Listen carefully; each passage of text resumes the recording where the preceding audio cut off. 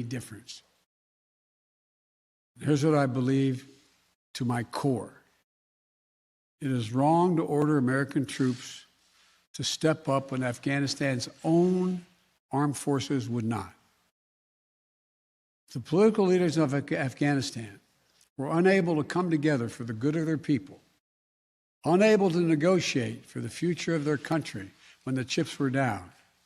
They would never have done so while U.S. troops remained in Afghanistan, bearing the brunt of the fighting for them. And our true strategic competitors, China and Russia, would love nothing more than the United States to continue to funnel billions of dollars in resources and attention into stabilizing Afghanistan indefinitely. When I hosted President Ghani and Chairman Abdullah at the White House in June, and again when I spoke by phone to Ghani in July, we had very frank conversations. We talked about how Afghanistan should prepare to fight their civil wars after the U.S. military departed, to clean up the corruption in government so the government could function for the Afghan people. We talked extensively about the need for Afghan leaders to unite politically. They failed to do any of that. I also urged them to engage in diplomacy, to seek a political settlement with the Taliban. This advice was flatly refused. Mr. Ghani insisted the Afghan forces would fight, but obviously he was wrong. So I'm left again to ask of those who argue that we should stay, how many more generations of America's daughters and sons would you have me send to fight Afghanistan's civil war when Afghan troops will not? How many more lives, American lives, is it worth? How many endless rows of headstones at Arlington National Cemetery? I'm clear on my answer. I will not repeat the mistakes we've made in the past. Mistake of staying and fighting indefinitely in a conflict that is not in the national interest of the United States, of doubling down on a civil war in a foreign country, of attempting to remake a country through the endless military deployments of U.S. forces. Those are the mistakes we cannot continue to repeat because we have significant vital interest in the world that we cannot afford to ignore. I also want to acknowledge how painful this is to so many of us. The scenes we're seeing in Afghanistan, they're gut-wrenching, particularly for our veterans, our diplomats, humanitarian workers, for anyone who has spent time on the ground working to support the Afghan people, for those who have lost loved ones in Afghanistan, and for Americans who have fought and served in the country, serve our country in Afghanistan. This is deeply, deeply personal. It is for me as well.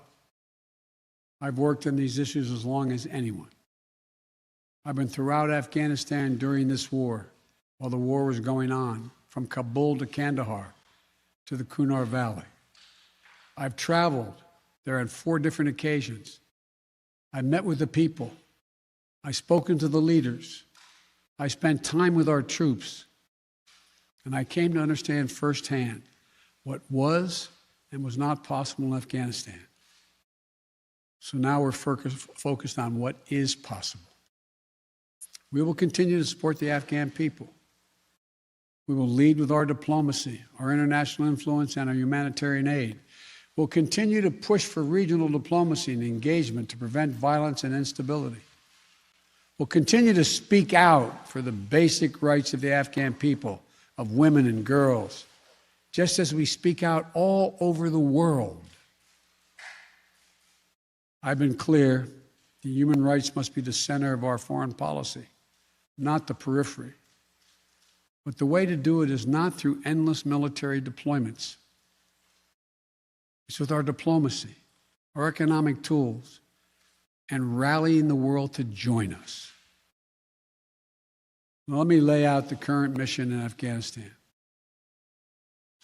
I was asked to authorize, and I did, 6,000 U.S. troops to deploy to Afghanistan, for the purpose of assisting in the departure of U.S. and allied civilian personnel from Afghanistan, and to evacuate our Afghan allies and vulnerable Afghans to safety outside of Afghanistan.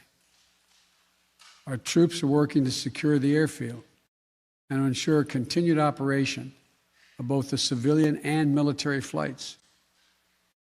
We're taking over air traffic control. We have safely shut down our embassy and transferred our diplomats. Our diplomatic presence is now consolidated at the airport as well. Over the coming days, we intend to transport out thousands of American citizens who have been living and working in Afghanistan. We'll also continue to support the safe departure of civilian personnel of our allies who are still serving in Afghanistan. Operation Allies Refugee, which I announced back in July, has already moved 2,000 Afghans who are eligible for special immigration visas and their families to the United States. In the coming days, the U.S. military will provide assistance to move more SIV-eligible Afghans and their families out of Afghanistan. We're also expanding refugee access to cover other vulnerable Afghans who worked for our embassy, U.S. non-governmental agencies, or U.S. non-governmental organizations, and Afghans who otherwise are at great risk in U.S. news agencies. I know there are concerns about why we did not begin evacuating Afghans civilians sooner. Part of the answer is some of the Afghans did not want to leave earlier, still hopeful for their country. And part of it because the Afghan government and its supporters discouraged us from organizing a mass exodus to avoid triggering, as they said, a crisis of confidence. American troops are performing this mission as professionally and as effectively as they always do, but it is not without risks. As we carry out this departure, we have made it clear to the Taliban, if they attack our personnel or disrupt our operation, the U.S. presence will be swift and the response will be swift and forceful. We will defend our people with devastating force if necessary. Our current military mission will be short in time, limited in scope, and focused in its objectives. Get our people and our allies to safety as quickly as possible. And once we have completed this mission, we will conclude our military withdrawal. We will end America's longest war after 20 long years of bloodshed. The events we're seeing now are sadly proof that no amount of military force would ever deliver a stable, united, secure Afghanistan, as known in history as the graveyard of empires. What's happening now could just as easily happen 5 years ago or 15 years in the future. You have to be honest. Our mission in Afghanistan is taking many missteps, made many missteps over the past 2 decades. I'm now the 4th American president to preside over war in Afghanistan. 2 Democrats and 2 Republicans. I will not pass this responsibility on to a 5th president. I will not mislead the American people by claiming that just a little more time in Afghanistan will make all the difference.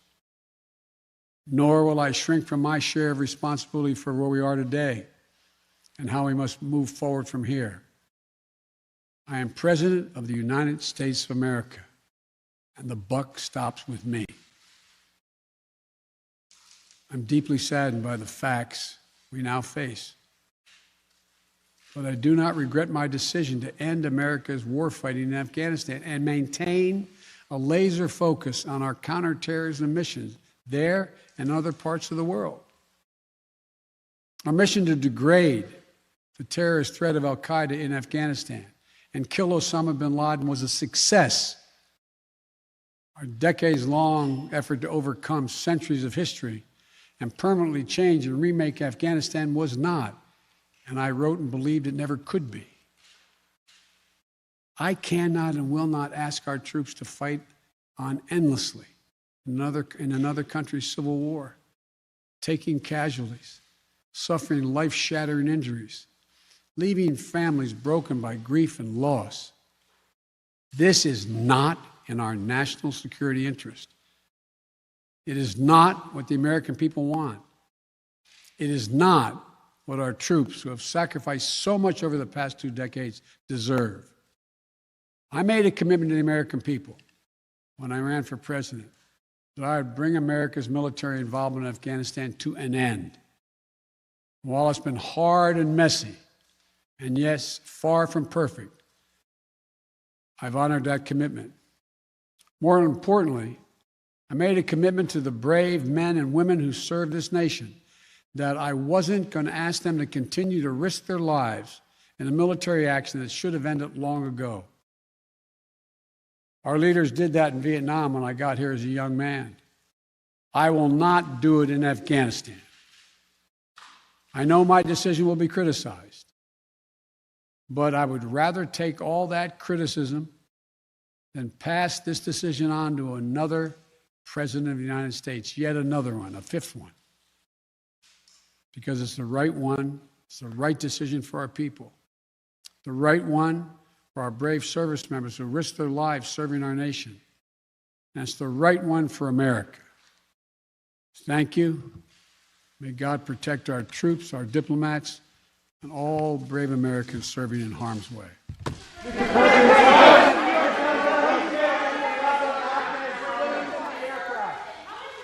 President, what do you make of the Afghans clinging to the aircraft?